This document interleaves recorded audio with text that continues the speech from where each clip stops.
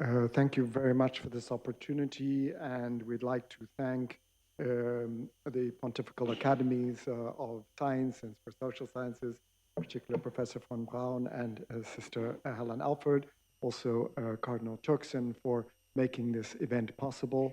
Our thanks to Her Excellency, the Minister of Indigenous Peoples from Brazil, and to Indigenous leaders here amongst us. Some of you are veterans in the work on Indigenous peoples' rights, for other leaders who have come from different parts of the world, the science community, and also to my colleagues from the UN system.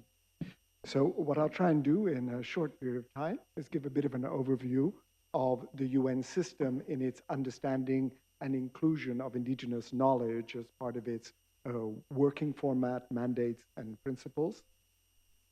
But to pick up a bit from what the minister just said, to remind you that last year was the 100th anniversary of the Descahe of the Haudenosaunee traveling to the League of Nations in Geneva to speak about indigenous peoples' rights in the process of decolonization. And it's been a long journey, but I think the message from indigenous peoples has always been consistent, that multilateralism needs to be inclusive, that everyone must be at the table, that the indigenous peoples are custodians of the biodiversity of the world, but also the memory of the world. And within that, I think the message I start with is, if it is possible to find good cooperation and reconciliation between the sciences and the holders of indigenous knowledge, it is part of the transformation of dealing with our legacy of colonialism and what is trying to find a new future. So to put it in a very straightforward way, we've had several centuries of violence between humans, from slavery and conquest and these processes. But now we live with the reality of violence against the world, against biodiversity. And if we're able to apply sciences and indigenous knowledge to find that solution, to reconcile those relationships and to build a new paradigm that is drawing from our collective wisdom, but our collective will to work, to listen, to understand each other, then we are well placed to try to find a new pathway towards sustainability. So I come from the United Nations Educational, Scientific, and Cultural Organization, UNESCO. We have been running a program for more than 20 years on indigenous knowledge. We're the only unit in the UN doing this, and many of you we cooperate with. So I'm hoping I'm going to push the correct button here. We can just go through the... Here we go. So UNESCO has been working with indigenous peoples in all parts of the world, in all ecosystems. And that's one of the first messages, is when we talk about indigenous peoples, we're talking about populations that live across the entire planet in all ecosystems on all continents and are bearers of knowledge of those ecosystems. Indigenous knowledge is now recognized in basically all of the multilateral environmental agreements. So the policy framework has changed dramatically in the last couple of years. And the new mentality, the new policy framework is how to bring multiple evidence to decision-making. And even though today we're mostly focusing on how indigenous knowledge can shape practices, policies, laws, governance, the truth is that scientists also struggle to bring their knowledge into decision-making. So the idea of evidence-based decision-making is very key in the mandate of the UN system. We are fortunate that the UN has adopted the Declaration on the Rights of Indigenous Peoples. Many of you were involved in that process. It sets out the multilateral framework on a recognition of indigenous peoples and makes inseparable the question of rights and the question of autonomous self-determination and development strategies. One of the foundations of the UN system on environment deals with the 3 Rio Conventions. And we had a breakthrough in Paris. Many of you, again, were involved in that, in UNESCO as well, on the Paris Agreement, and particularly Article 7.5, that calls on all countries to engage with indigenous peoples in the implementation of their climate strategies. This was a landmark moment. It's the first time that human rights, diverse knowledge, and a scientific challenge of climate change were all put together in a treaty agreement. There further were many of you, most of you in the room, were involved in the preparation of the Kunming-Montreal Global Biodiversity Framework. So the CBD always had a framework of inclusion of Indigenous peoples under Articles 8J and 10C, but the new program offers us a very important pathway that invites the science community, Indigenous peoples, and national parties to the convention to work as a team in terms of achieving a sustainable pathway and addressing very urgent questions around biodiversity. And we at UNESCO are pleased to be part of a coalition with Indigenous peoples, with the Secretariat of the CBD and the IUCN to help co-develop the joint program of work on the linkages between cultural diversity and biodiversity. So the work at UNESCO is to try to look at how scientific knowledge and the knowledge of Indigenous peoples and also local communities can provide complementarity, but also how, in the best cases, different types of knowledge holders can work as a team to solve problems, to bring their different types of expertise together. So rather than conflating these different systems, the point of this immense diversity of knowledge on the human planet is how they speak to each other, how they find overlaps between their observations, but also where they find differences of approach, and where Indigenous systems are particularly more holistic, more systemic, but also very detail-oriented in their knowledge. So long before we were reading about it in the scientific press, Indigenous peoples were telling us about climate change. They were observing it on a daily basis. So we're looking at how the UN system can find this complementarity. Through the many years of work, we've looked at some of the principles around cooperation. One of our big challenges is that most natural scientists are not trained about how to work with different knowledge systems. It's not part of their education.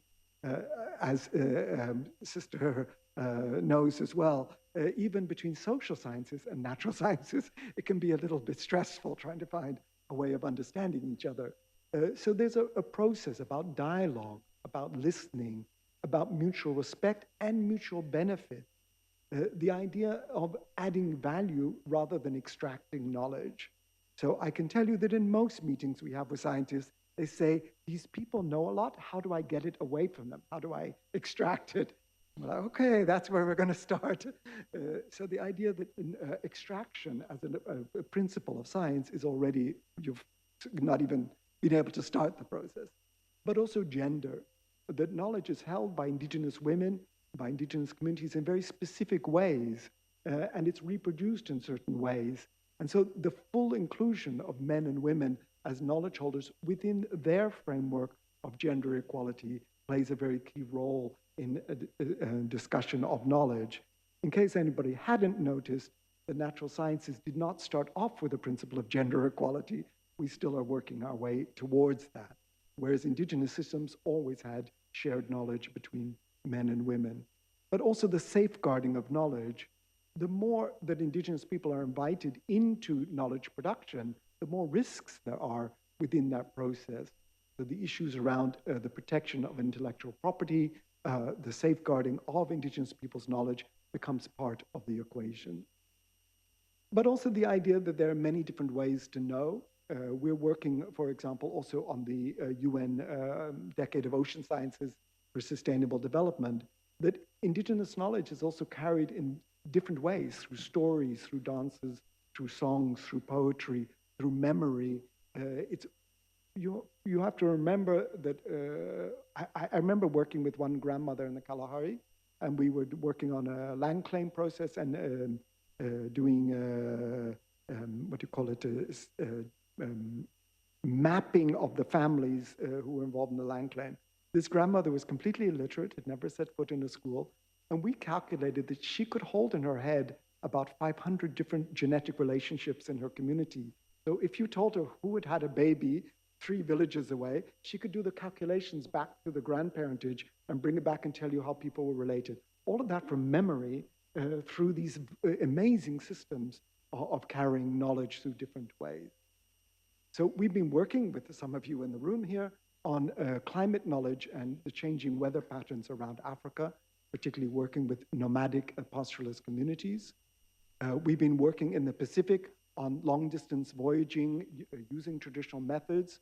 And it's also one of the most inspirational stories where knowledge that had almost completely disappeared is being revitalized in front of our eyes.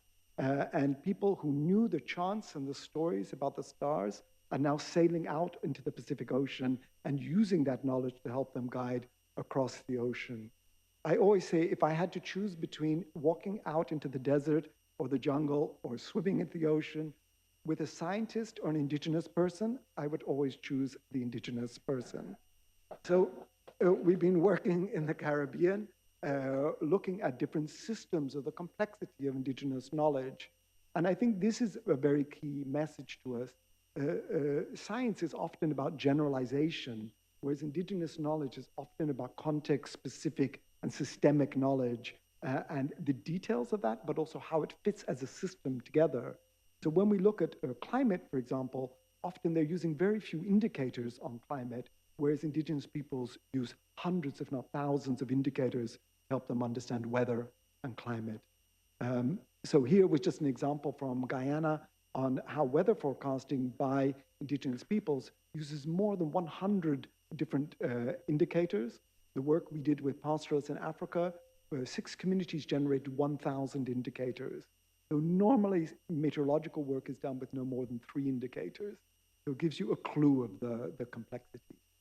So we also are trying to concentrate on how to make sure each part of the UN appreciates indigenous knowledge, works equitably, fairly, respectfully with indigenous peoples. And most of you are involved in one or other of the processes, is the Water Action Decade for Sustainable Development, the Decade of Ecosystems Restoration, the Ocean Science Decade, and we've built into the Indigenous Decade on the International Decade on Indigenous Languages components on climate change, biodiversity, ecosystems, and knowledge, and many of you are actors in that process. But we're also very pleased to announce that the General Assembly has endorsed the International Decade on Sciences for Sustainable Development, which will include indigenous knowledge experts and holders in the process. Our own team at UNESCO, we work with the Intergovernmental Platform on Biodiversity and Ecosystem Services. Many of you have been involved in those dialogues. So where indigenous people meet with scientists to conceptualize the questions and then provide the evidence.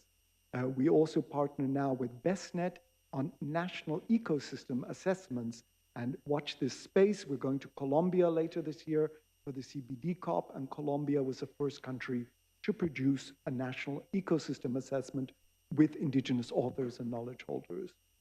Our relationship with the Convention of Biological Diversity is key, and also with the UN framework on climate change. So Hindu will be happy that we're going to end with just a message from her community, the Mbororo of Chad, where a grandmother was explaining to us after they did research that the grandmother felt that she wasn't an expert or a knowledge holder until she did her own research. And then she began to realize the immense complexity of her knowledge. And there was a key moment where people were trying to take their territory, their land, where they moved their animals. And the grandmother went to them and she said, I am not ignorant. I know a lot about climate change, and we need to be nomadic and transhumant. And we ask you to be respectful of that because it's what works. And the community said, yes, grandmother, we realize that you are an expert.